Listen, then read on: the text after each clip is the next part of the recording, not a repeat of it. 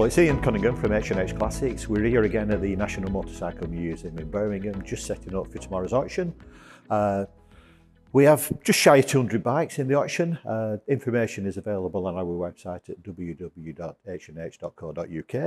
Bidding starts at 12 o'clock for the scooter section and 1 o'clock for the motorcycle section. Still setting up today. Most of the bikes have arrived. We're here in the foyer, which is essentially pre-war bikes. Very good selection of singles, V-twins, even one with a sidecar on. So you can come along tomorrow. There's plenty of interesting things to look at. So we're now in the Italian section. Not set up yet. There's still a few more bikes to arrive. But essentially, all the iconic Italian names. Obviously, quite a few Ducatis, MV Agusta, a beautiful MV Agusta F4. Still one of the best looking bikes ever made, I would say that. Next to it, Moto Guzzi Le Mans, again, classic Moto Guzzi, V-twin layout. Le Mans Mark V, towards the end of that version of the Le Mans, but in mint condition, 2 owners from new. The bloke actually rode it here yesterday for his final ride on the bike. Few Laverdas down there, classic Jota again, in its day, the fastest bike you could buy. Nice original, very good condition, so that'll go down very well. Next to it, a younger Laverda from one of the many rebirths, twin cylinder 650. So nice and original again, nice usable bike in modern day road conditions. Across the front, Benelli 254 cylinder. Very unusual to get a 254 cylinder. Probably early 80s, I think, that one. Again, a couple of Guzzis, couple of sporty Guzzis here. So again, a bit of everything, with all the Italian, like I said, iconic Italian brand names. This is the competition bike section. Vast range of bikes. We've got from a BMW sidecar outfit right down to a TY250 modern day trials bike. Enduro bikes, off-road bikes, and also quite a few speedway bikes this time. Quite old ones, bikes like Rudge speedway bikes, which are quite collectible nowadays. This is now the Japanese bike section, essentially. So obviously Honda, Yamaha, Suzuki, Kawasaki. Again, throughout the ages, some stuff from the 1960s right up to the 1990s. Looking here, Suzuki GT750 water-cooled 752 stroke. In its day, one of the best-selling bikes. Makes a fantastic noise. Belches out clouds of blue smoke like it should do. The smell and the sound of that really brings back memories for certain motorcyclists. This one here, Honda 754, this was the first of the what you would call a modern day superbike. 4 cylinders back in the late 60s, that was thought to be something incredible. And really every modern day superbike stems from this bike. Whatever you buy nowadays would tend to have a 4-cylinder inline engine. So the start of modern day motorcycling, you could say. We then go over to the other side. We've got mainly Kawasaki's over here. This bike here, Kawasaki Z1R, quite a rare bike. There was the Kawasaki Z1, but this is the R version that essentially has the fairing on it, but this was more of a limited edition sports version. Aping after the American superbike race bikes, Eddie Lawson, people like that would have rode stuff like that. Next to it, something that really does stand out. Now that's a 1300cc 6-cylinder water-cooled Kawasaki. Really quite an impressive engine on that. 1300cc 6-cylinder. It's sort of bigger than a car engine, is that one. The last one along the line here, again another iconic bike in its day. This is 750cc air-cooled triple. Legendary bike in its day. The engine was really better than the frame, so it was the real sort of headbangers bike in its day. Fantastic performance, but still probably quite dated suspension and brake and frame technology. But nowadays a very sought after bike by collectors. So here, down the right hand side of the room, we have a line of mainly British bikes, all British bikes in fact. This one here, again, quite unusual and interesting. So that's a Scott. While everybody else had 4-stroke single or twin-cylinder engines, Scott actually stuck with the 2-stroke idea. Probably the only manufacturer who stuck with it a long time before the Japanese arrived in the 60s. So again, quite advanced water-cooled twin-cylinder 2-stroke. Again, going down something that's a little bit more offbeat, for a British bike at least. Everybody recognises BMW flat twins, but this is a Douglas flat twin. They're stuck with that idea. This is one of the later end of the Douglas flat twin range, the Dragonfly. A bit different again, leading link front forks, a lot more furred in, so a bike that does stand out from the crowd. So we go down the line, another Scott. This bike here, again, something a bit unusual. It's quite obviously an aerial, as you can see on the petrol tank. The engine, you'll recognise probably, is a BSA A10 engine. BSA and aerial were owned by the same people. When they needed a 650, the obvious thing to do would be to pinch the BSA A10 motor, change the engine covers and just change things around a little bit just to make it seem a bit different.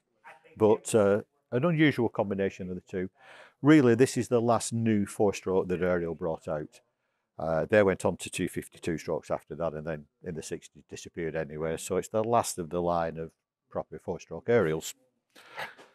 Again, going down the theme of something that's a bit more off the beaten track.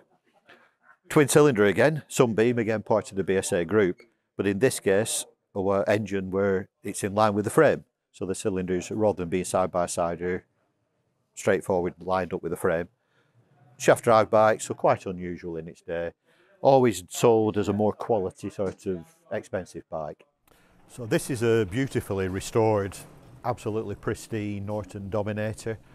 Classic Norton layout, rolled oldie forks, featherbed frame, Norton twin cylinder engine, but been restored to a very high standard. It's as if it's new as that one.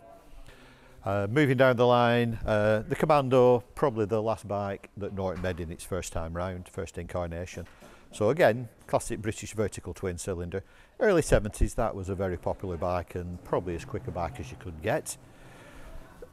This is something very unusual. I know it says Norton on the petrol tank, but somebody's managed to squeeze in a Jap V-twin engine in this, so a bit of a special, but it's a fascinating special is that one, and something you'll never see another one probably.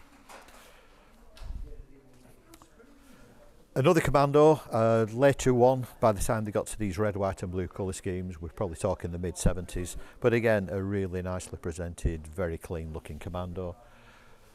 Final one in the line, Norton Dominator again, so where the first one we looked at is the Dominator with the featherbed frame. This is an older one which had just a standard single down tube frame. Same engine essentially, again beautifully restored that one. Pristine condition, starts and runs well, so a nice bike to use for vintage runs and rallies. Right, so the Triumph lineup, again probably one of every shape and size here, essentially Triumph twins, the odd single, Tiger Cub thrown in there. This one here, late version of the Triumph Trident. By the mid-1970s, Triumph were on their last legs to be honest, but they put together probably the best version of the Trident. So it's got the BSA style sloping engine, electric starter which actually does work on this bike, disc brakes back and front, so they got to the ultimate sort of specification. By that stage they were running out of money, so not many bikes would have been made after this this time round. That's been fully restored by somebody, came in from America, it's had a lot of work done it, new disc, new petrol tank, lots of new parts on that bike to get it to this condition. So this is a Vincent Black Shadow Series D. The classic Vincent V-twin engine, the Black Shadow engine, was the high performance version. By this stage they modified the cosmetics and the chassis parts a bit to get it performing better. So different seat mountings, different suspension at the back, and unfortunately at the end of the line for Vincent they didn't make many bikes after this, but a very distinctive bike. This one has been owned by the same person since 1967. And he's just obviously in their standard original trim. It could stand a light restoration to be used or a full cosmetic restoration to be a show winner, but it's all there, including the iconic 5-inch speedo, and this bike actually comes, believe it or not, with a spare 5-inch speedo as well. Just as a contrast to that, obviously V-twin performance bike, this is a modern day V-twin performance bike, so this is a 749R Ducati. There was a road bike version of this. The R version would have been the high performance road bike version. This bike was then taken and completely tuned up for racing use. Rode by Stuart Easton in British Super Sport Series. Did win a race in that series, so it were obviously built to the high standard by John Hackett, who was the go-to man for Ducati performance tuning. The bike comes looking absolutely pristine and beautiful, but it also comes with quite a few spare parts, the spare wheels, spare fairings, some spare engine parts, and a massive document file including all the results for the race season as well. Practice times, race results, everything, so it's very well documented. It's been recommissioned by JH Performance, and they have worked on it a couple of times, and each time they've worked on it they've taken numerous photographs, and there is a SD memory card with about 100 photos showing all the work that's been carried out on this bike. So this is a 1930s Indian inline 4, so again engine this time laid out fore and aft rather than side by side. Probably the headline bike of the show this. They're always very collectible and very sought after, the Indians, especially with this configuration. Nice original bike, probably very usable in this condition, could be restored if you want it to win shows, but I'd leave it as it is because it's a very genuine bike that shows some of its age. Viewing for the auction starts tomorrow at 9 o'clock. The scooter section starts at 12 o'clock and the motorcycle section at 1 o'clock. There's more information available for all these bikes on our website at www.h&h.co.uk. We've got viewing from 9 o'clock in the morning with 200 bikes to have a look at, so it's well worthwhile coming along to view the bikes in person. Once you come to the auction, you can register to bid. We do have a bidder's registration desk. If you want to get involved, go to the desk straight away, get yourself set up with a bidding number. If you can't make it to the auction, you can bid online or you can bid by telephone.